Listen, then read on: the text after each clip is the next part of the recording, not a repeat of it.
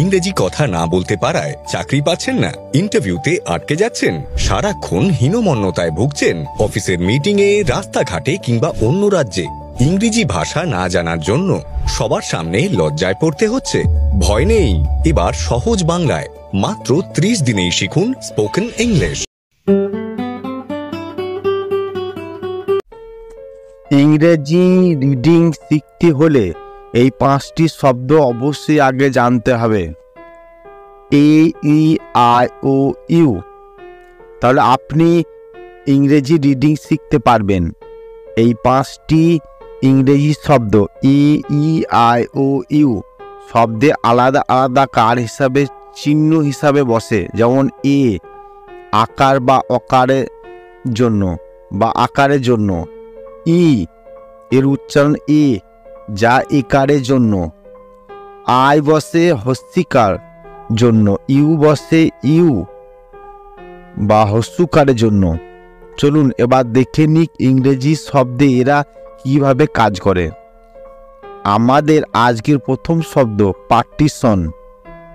Partition শব্দটি সম্পূর্ণভাবে প্রথমে ভেঙে নেওয়া যেতে পারে।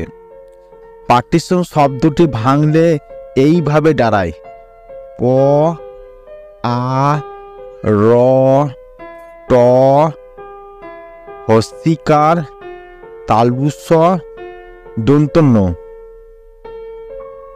পার্টিশন শব্দটি ভাঙার কাজ এবার শেষ এবং আমাদের এবার কাজ হবে এদের ইংরেজি প্রতিবর্ণগুলোকে বসিয়ে দেয়া।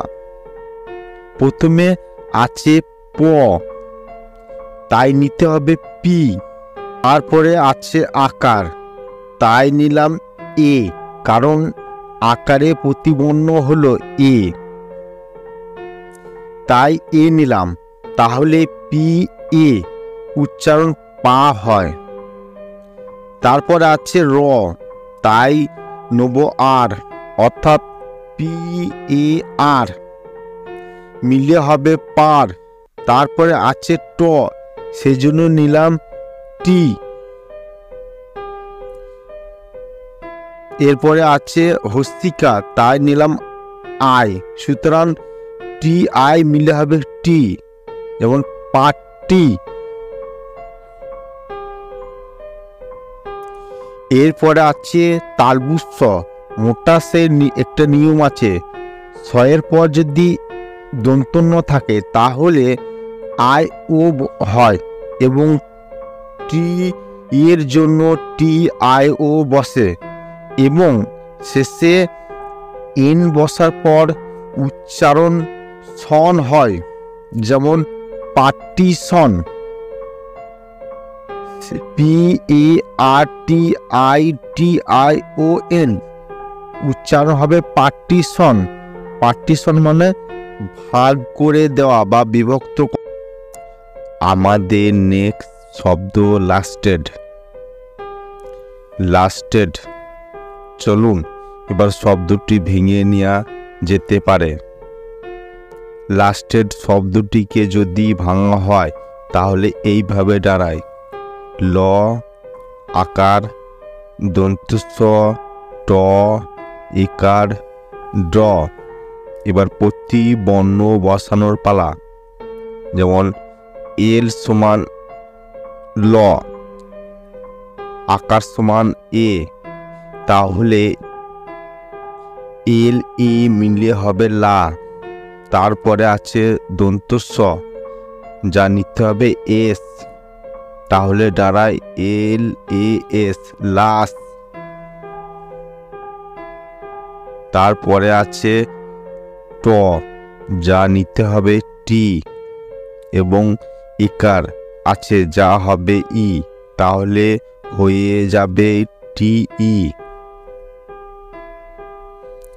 যেমন শব্দটি এসে দাঁড়ায় লাস্টে।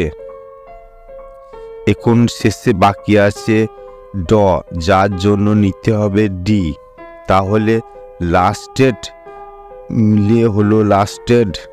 এবার দেখিয়ে নেওয়া যাক কি শব্দ পেলাম। লাস্টেড মানে পরবর্তী শব্দ হবে পিলগ্রিম। আসুন এবার পিলগ্রিম শব্দটিকে বানান ও উচ্চারণ ভেঙে শিক্ষা নেওয়া যেতে পারে। এই শব্দটা ভাঙলে আমরা প্রথমেই পাবো প হস্যিকার ল, গ র হস্যিকার ম। এবার দেখে নেওয়া যাক এই শব্দগুলোর ইংরেজি শব্দ কি বসতে পারে। পয়ের উচ্চারণ পি, হস্যিকার উচ্চারণ আই, এলের উচ্চারণ ল, গয়ের উচ্চারণ জি, আর রয়ের উচ্চারণ আর, হস্যিকার উচ্চারণ আই, আর শেষে আছে এম যা ম। তাহলে শব্দটি হয়ে দাঁড়ায় পিলগ্রিম।